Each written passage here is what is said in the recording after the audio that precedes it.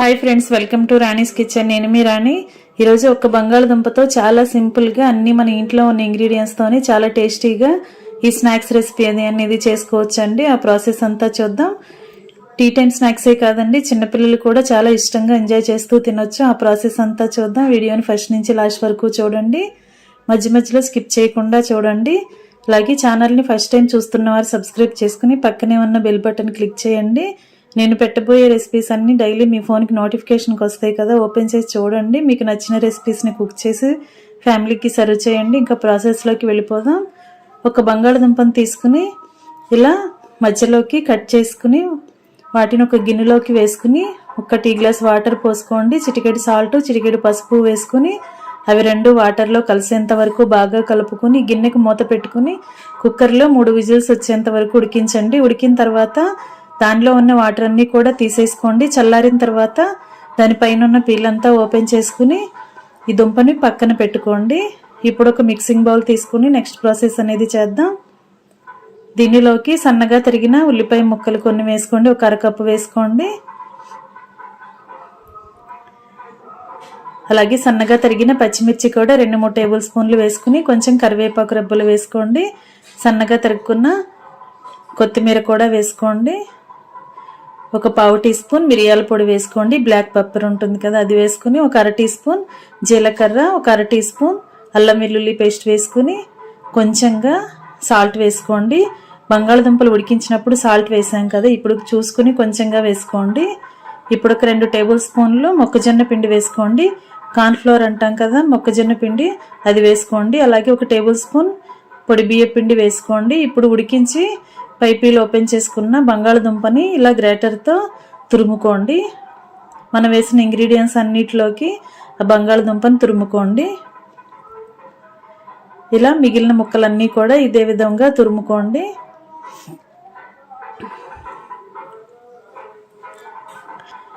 తురుమంతా కూడా ఇలా వేసుకున్నాం కదా, ఇప్పుడు ఒక టేబుల్ స్పూన్ పంచదార వేసుకోండి. షుగర్ అండి, పంచదార వేసుకున్నాం కదా. ఇప్పుడు ఒక అర టీ స్పూన్ వెనిగర్ వేస్తున్నాను. వెనిగర్ ప్లేస్లో మీరు నిమ్మరసమైనా యాడ్ చేసుకోవచ్చు.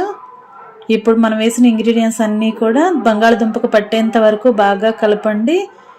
చేత్తో ఇలా మొత్తం అన్నీ కలిపినట్లయితే మనం వేసిన ఇంగ్రీడియంట్స్ అన్నీ కూడా దుంపకి బాగా పడతాయి. ఇలా మొత్తం అన్నీ కూడా వేసుకోండి. మనం కలుపుతున్న బ్యాటర్ అనేది కొంచెం మెత్తగా ఉన్నట్లు అనిపిస్తే ఇంకొంచెం పొడి బియ్య పిండి కూడా యాడ్ చేసుకోవచ్చు. ఇప్పుడు ఒక గిన్నెలోకి ఆయిల్ని వేసుకుని చేతికి ఆయిల్ని అప్లై చేసుకుంటూ ఇలా కొంచెం కొంచెంగా మనం కలుపుకున్న పిండి ముద్దని కొంచెం కొంచెంగా తీసుకుని ఇలా కట్లెట్ లాగా చేసుకోండి. మీకు కావాల్సిన సైజులో ఇలా చేసుకోండి. ఇవన్నీ కూడా ఒక ప్లేట్లోకి పెట్టుకుందాం. ముందుగా ప్లేట్కి ఆయిల్ అప్లై చేయండి. మనం పెట్టుకోబోయే కట్లెట్లన్నీ కూడా ప్లేట్కి అంటుకుపోకుండా మనం తీసుకునేటప్పుడు ఈజీగా రిమూవ్ అవుతాయి.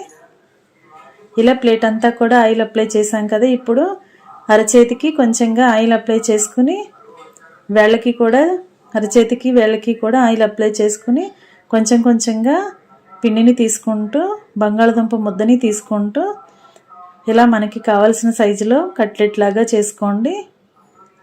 మరీ పల్చగా చేయకూడదండి, అలాగని మరి మందంగా పెద్ద సైజుకు కూడా చేసుకోకూడదు. కొంచెం మీడియంగానే చేసుకోండి. ఇలా నేను చూపించే విధంగా చేసుకోండి.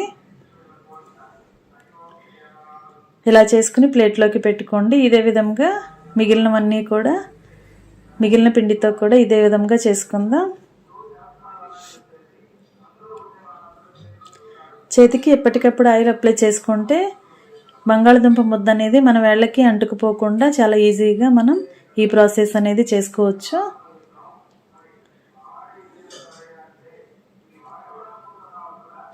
ఇలా మొత్తం అంతా కూడా ఈవెన్గా స్ప్రెడ్ అయ్యేలా చేసుకోండి. మధ్యలో కానీ చివరి అంచులకి కూడా ఒకేలాగా ఉండాలంటే మరీ మందంగా ఉండకూడదు, మరీ పలుచగా కూడా ఉండకూడదు. ఈ విధంగా అన్నిటినీ కూడా చేసుకుని ప్లేట్లో పెట్టుకోండి.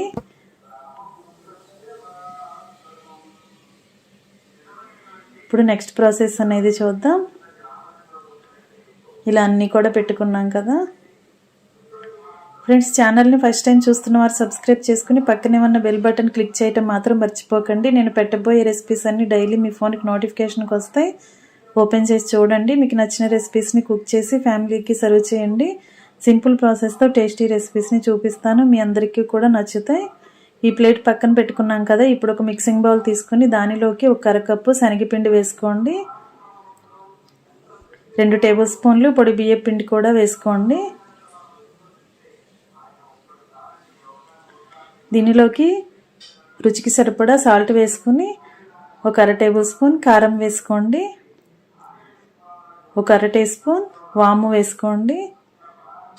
కొంచెంగా వంట సోడా వేసుకోండి. ఇలా మనం వేసిన ఇంగ్రీడియంట్స్ అన్నీ కూడా శనగపిండిలో కలిసేంత వరకు స్పూన్తో బాగా కలుపుకొని కొంచెంగా వాటర్ పోసుకుంటూ పిండిని బజ్జీల పిండిలాగా ప్రిపేర్ చేసుకోండి. మరీ జారుగా ఉండకూడదు, మరీ చిక్కగా కూడా ఉండకూడదండి. కొంచెం మీడియంగా కలుపుకోండి.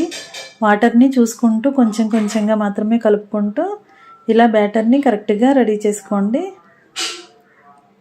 విస్కర్తో కానీ గరిటెతో కానీ బాగా కలుపుకోండి. ఉండలు అనేవి ఏమీ లేకుండా కలిపినట్లయితే పిండి అనేది కరెక్ట్గా వస్తుంది. ఇప్పుడు మనం ముందుగా రెడీ చేసి పెట్టుకున్న కట్లెట్లని అలా శనగపిండిలో డిప్ చేసి డీప్ ఫ్రై అవుతున్న ఆయిల్లో వేసుకుని డీప్ ఫ్రై చేసుకోవటమే. స్టవ్ ఆన్ చేసి కళాయి పెట్టుకుని డీప్ ఫ్రైకి సరిపడా ఆయిల్ పోసుకోండి. ఆయిల్ కాగిన తర్వాత ఫ్లేమ్ మీడియంలో పెట్టుకుని ఇలా ఒక్కొక్కటి కూడా శనగపిండిలో డిప్ చేస్తూ మొత్తం అంతా కూడా పిండి కోట్ అయ్యేలా ఇలా ముంచుకొని ఇలా వేసుకోండి.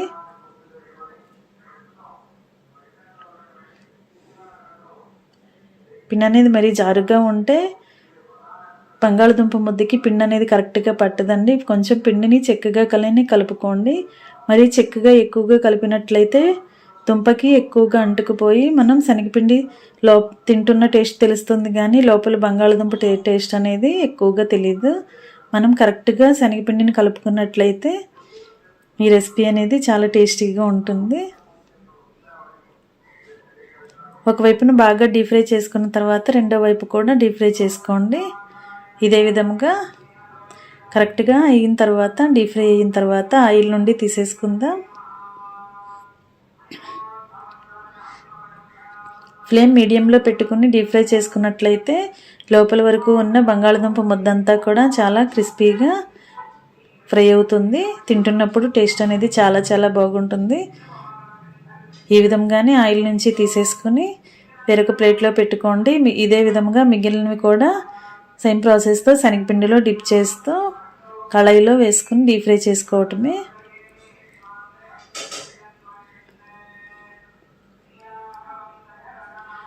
ఫ్రెండ్స్, మనం ఆలూ బజ్జీ వేసుకుంటూ ఉంటాం కదా, పచ్చిమిర్చి బజ్జీ వేసుకుంటూ ఉంటాం.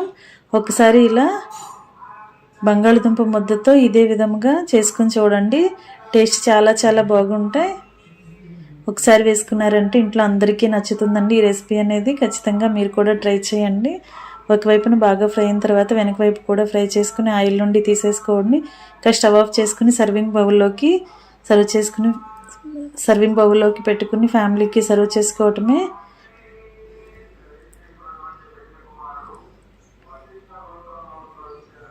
ఇంకా ఇలా వేడివేడిగా సర్వింగ్ బౌల్లోకి వేసుకుని ఫ్యామిలీకి సర్వ్ చేసుకోండి. చాలా టేస్టీగా క్రిస్పీగా ఉండే స్నాక్స్ రెడీ అయిపోయండి. మీ అందరికీ వీడియో నచ్చినట్లయితే లైక్ చేయండి. మీ ఫ్రెండ్స్కి ఫ్యామిలీ మెంబర్స్కి రెసిపీ షేర్ చేయండి.